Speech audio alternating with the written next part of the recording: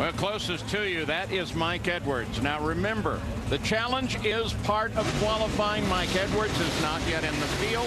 The bump is held by Steve Speed. A 6.63 with a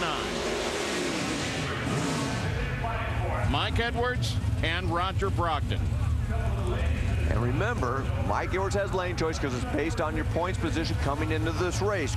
Mike Edwards is your number 3 points getter in the K&N Challenge. Roger is your number 6. Even though Roger Brogdon made that great pass in the first session, he's the quickest car on the premises. Mike gets his choice of lane. Mike, I just talked to Terry Adams, one of the crew chiefs on this effort, and they said they flat missed it in that first qualifying pass. He said they were spinning tires down the racetrack. I said, so what kind of changes do you make on a scale of 1 to 10? He says, it's pretty big. It's about a 6. We're changing the 4-link. We're changing the shocks. We're taking the gear ratio. Amazing.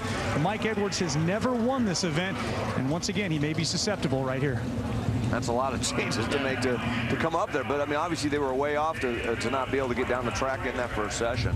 You'd really only like to change just one thing and make it work. That is taking an enormous chance. But Terry Adams, he's as good as anybody out there, and he just feels he did not have a baseline. He's got to go back and try to find the baseline. He felt he had to make that number of changes just to get there. He knows he has the horsepower to do it, but he also knows he's got to make a good run against that man right there. Roger Brogdon's, you see Terry adjusting the wheelie bars because Roger made a fantastic run. He's been running very well all year long. So this is a good matchup if Mike Edwards can get that thing hooked up and make a good run.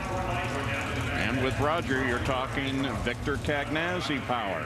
So 2 big power plants here.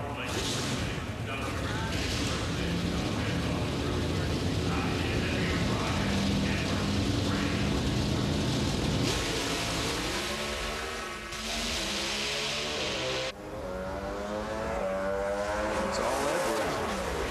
Yeah, Edwards left. What happened, Rod? Don't act like you had no clutch.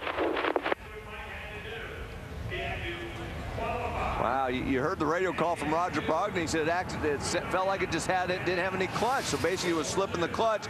Oh, look at this side shot from Roger Brogdon. This is cool. Oh, listen, you can hear the engine. You can hardly hear it pull down during the shifts. I think he's absolutely right. It was just out there slipping the clutch. And when that happens, it's just not pulling the car down the racetrack. And Mike Edwards gets the win. Well, back in Robert Height's pit, they're working away. Getting that blower all taken apart. Taking the rotors out of that supercharger. They'll check all that. Cylinder head guys there checking all the nozzles, making sure that they're all right before they put them on that car and get ready to come back for that next session.